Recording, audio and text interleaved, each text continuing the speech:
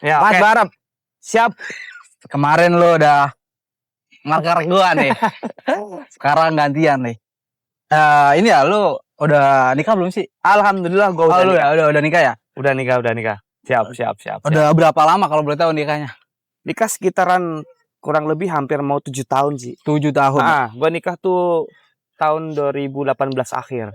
Kalau boleh tahu sih, gimana sih cerita awal lu bisa ketemu sama istri lu dan lu memutuskan untuk gue udah yakin sama dia terus mau nikah nih sama dia gitu. Sebenarnya ketemu nggak terlalu spesifik dan gua nggak terlalu selektif ya. Pada intinya sih ketika gua umur 26 udah mentok gua harus nikah.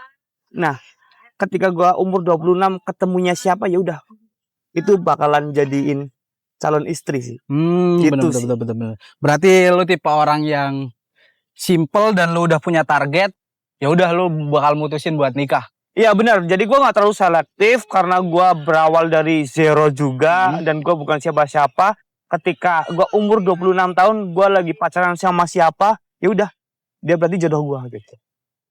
Umur berapa tadi? 7 tahun ya nikah ya? Udah 7 tahun, 7 umur tahun. 26 tahun. 7 tahun itu menurut gua nggak terlalu lama dan nggak terlalu pendek lah. Ya sedang ya, middle lah. Iya, middle. Nah, selama 7 tahun nih, masalah apa sih yang lu pernah rasain sebelumnya dari single terus menikah, lu baru dapet masalah itu?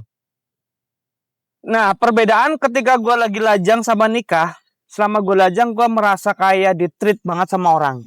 Jadi gua kayak diurusin banget nih sama orang, entah itu dari pacar, kalau keluarga gitu. Begitu gua nikah, gua harus bener-bener full ngelayanin istri. Tanpa harus berharap gua juga harus dilayanin. Itu sih perasaan yang bener-bener jomplang banget yang gua rasain. Perbedaan ketika gua lagi lajang sama udah menikah. Berarti ketika lu masih lajang tuh lu udah ibaratnya difasilitasi lah. Jadi ketika lu menikah harus memfasilitasi. Ya, jadi kalau bahasa Jawanya tuh ketika gua lajang tuh terlalu diemong sama orang terdekat. Nah, begitu gua nikah, ini udah harus ngemong. Saat itu juga gua mendadak harus ngemong anak orang dan itu tanggung jawab gitu. Itu yang kayak banget sih. Kayak bikin kaget dan struggle mungkin ya. Kaget iya, terus kenapa harus kayak gini gitu? Bener. Nah kalau single kan mungkin kalau dari ekonomi gimana? Kalau single kan kita masih mikirin diri sendiri ya. Tapi kalau sudah menikah kan kita harus memikirkan orang lain juga kan. Nah itu gimana sih lu cara ngadepinnya? Entah atau ada sebuah problem juga dari segi ekonomi juga, itu gimana tuh kalau? Rumusan gua ketika gua mutusin buat nikah, yang penting gua udah kerja. Masalah takdir ke depan nothing tulus aja sih. Yang penting gua gimana caranya gua berusaha buat jadi imam keluarga, gua bertanggung jawab nafkahin anak orang. Udah sesimpel itu sih. Nothing tulus aja, nggak terlalu mikir terlalu jauh nanti gimana bisa makan apa enggak sih. Menikah kan jatuhnya itu adalah dua kepala yang harus kompromi lah ya. Nah itu gimana sih lo ngadapi sebuah perdebatan? Pasti ada perdebatan atau entah perbedaan pendapat dari istri lo seperti apa, entah lo seperti apa. Nah itu cara lo nangkep dan ngadepinnya itu gimana? Kayak cara lo ngasih solusi supaya nggak melebar kemana-mana itu gimana? Kalau kata gua yang namanya keselarasan, perbedaan itu kan proses ya. Dan yang namanya rumah tangga justru butuh adanya perbedaan. Jadi gue bener-bener menikmati perbedaan itu tanpa harus gue memaksakan kondisi harus selaras gitu. Itu udah satu poin untuk meringankan beban sih. Itu kunci gue. Ya kalau gue udah nikah nih, gue udah jalanin.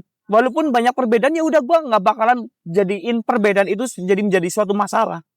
Tapi apa masalah terbesar selama lu rumah tangga yang bikin lu mikir kayak, aduh, gue harus gimana ya? Emang bener-bener posisi lu nge-struggle, udah nggak tahu harus ngapain. Itu ada nggak case yang kayak gitu di dalam selama lu berumah tangga? Sampai sekarang gue masih mikir gini, tradisi sih bro. Jadi kalau tradisi orang Jawa kan, yang namanya laki harus dihormati ya, harus disembah banget. Betul. Dan dosa istri pasti dibebani ke suami ketika istri lancang ibaratnya. Nah gue belum bisa nerapin itu sih. Jadi hubungan kita tuh nggak ada batasan. ya selaginya gua ngelayanin ya gua ngelayanin, istri lagi ngelayanin ya istri yang ngelayanin gitu.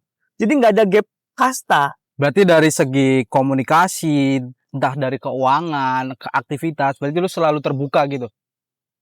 Kalau komunikasi mungkin nggak terlalu terbuka ya. Keuangan ya udah sih.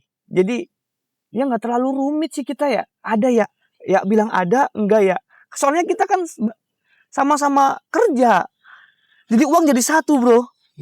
Selagi mana yang ada sih gitu dipakai dulu. Ya walaupun ngedumel ya. Kan namanya orang, posisi gue sekarang bener-bener lagi di titik awal banget nih.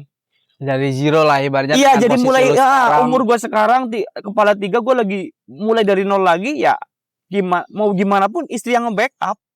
Berarti dari segi masalah problem lu belum menghadapi case yang bener-bener kayak lu waduh gua harus gimana nih, kayak gitu belum ada ya.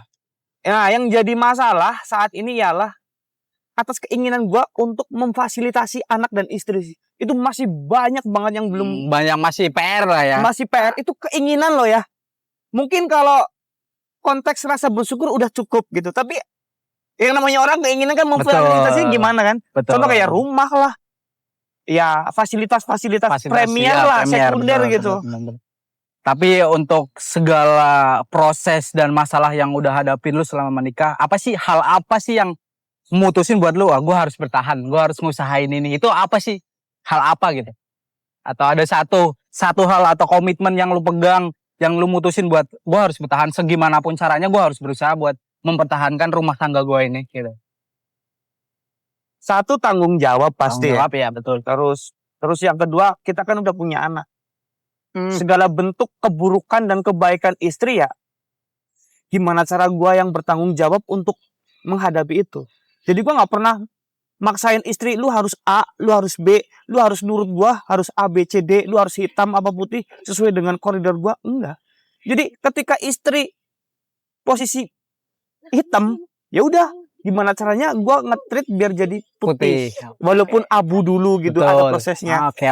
Nah itu yang jadi buat pegangan. Apalagi kita kan udah nggak mikirin kebahagiaan masing-masing. Utamanya ya udah anak aja gitu. Jadi selama lu case-nya 7 tahun berumah tangga, pelajaran apa sih yang bisa lu dapet yang nggak bisa lu dapetin ketika lu masih single terus lu menikah? Itu pelajaran apa sih yang lu dapet ketika ternyata berumah tangga itu seperti ini loh, gitu? Apa tuh kira-kira? Nah itu sih salah satunya. Dulu kan gue pas waktu lajang ya selalu ngikutin apa yang gue inginin. Entah sesimpel masalah perhatian ya. Betul. Oh ya harus sesuai dengan keinginan gue gitu. Nah begitu gue nikah itu berbanding terbalik. Jadi apa yang gue inginin selalu di nomor 2-kan. Gue harus mutamain inginan orang terdekat dulu, anak dan istri. Iya. Utama anak dulu sih. Ketika anak udah baru wujudin keinginan istri. Segala apapun bentuknya, entah itu masakan, cara nyuci pakaian, apapun lah pokoknya sesederhana itu loh ya. Jadi ketika gue kepingin ngopi, istri belum sempet, ya udah gue bikin sendiri. Walaupun kadang gue kepingin ya dibikinin kopi gitu, tanpa harus gue nyuruh gitu. Ada inisiatif. Tapi kan nggak selalunya kayak gitu kan. Betul. Ada kalanya istri lagi nggak mood, lagi capek juga kan. Nah di situ sih.